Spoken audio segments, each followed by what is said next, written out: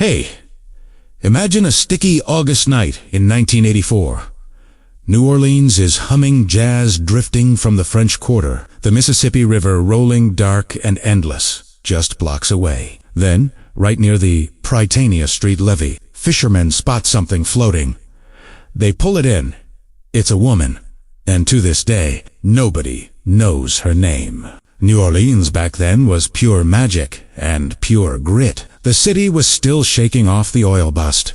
Tourists packing Bourbon Street. Locals living that slow, humid rhythm. The river was everything lifeline. Graveyard, mystery, all in one. Bodies turned up sometimes. Accidents? Sure. But this one, she didn't fit any missing persons report. No purse, no ID. Just the clothes on her back, and a whole lot of questions the city never answered. August 15th, 1984. Her body is pulled from the water near that old Prytania levee. She's a white woman, somewhere between 35 and 49, about 5'5", sturdy build, around 190 pounds. Graying brown or blonde hair, brown eyes that had clearly seen some life. She was wearing a purple and gray long-sleeved shirt, a tan checkered coat that looked like it came from a department store, and blue corduroy pants. Nothing flashy, nothing that screamed tourist or runaway, just ordinary clothes for an ordinary woman who somehow ended up in the mighty Mississippi. No jewelry mention, no wallet, no keys. Like the river had taken everything else. New Orleans PD and the coroner jumped on it. They ran her prints, checked dental records, put her description out across Louisiana and beyond. They combed missing persons files from Texas to Mississippi to Florida. Nothing matched. The case got an amused number, up 741, and folks started calling her the Prytania Jane Doe. Detectives knocked on doors in the Irish Channel and uptown, talked to river workers, checked shelters. One rumor floated that she might have been local, maybe down on her luck.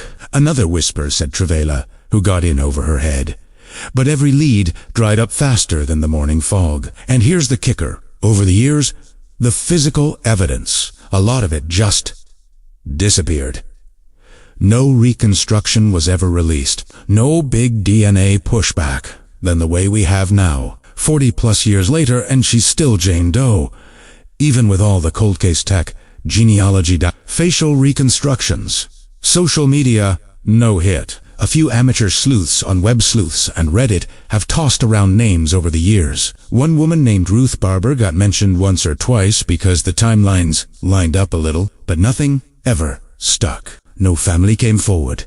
No obituary matched. The files are still open down at NOPD headquarters. Yellowed paperwork, a couple faded photos, and that quiet frustration you feel in every River City cold case. The Mississippi doesn't give up its secrets easy. And this one, it's holding on tight. Stories like this one hit different in New Orleans. One minute, you're watching the river from the levee. The next, you're wondering about every face you pass on Decatur Street. Who was she? Daughter? Sister? Somebody's whole world who just slipped through the cracks. If this one stuck with you, drop your theory in the comments. I read every single one. Was she a local who knew those levees too well? A traveler who never made it home? Or is the answer sitting in some dusty box we haven't opened yet? Hit like if you want more deep dives into Louisiana's forgotten cases. Share it with your late-night mystery crew, and I'll see you in the next one.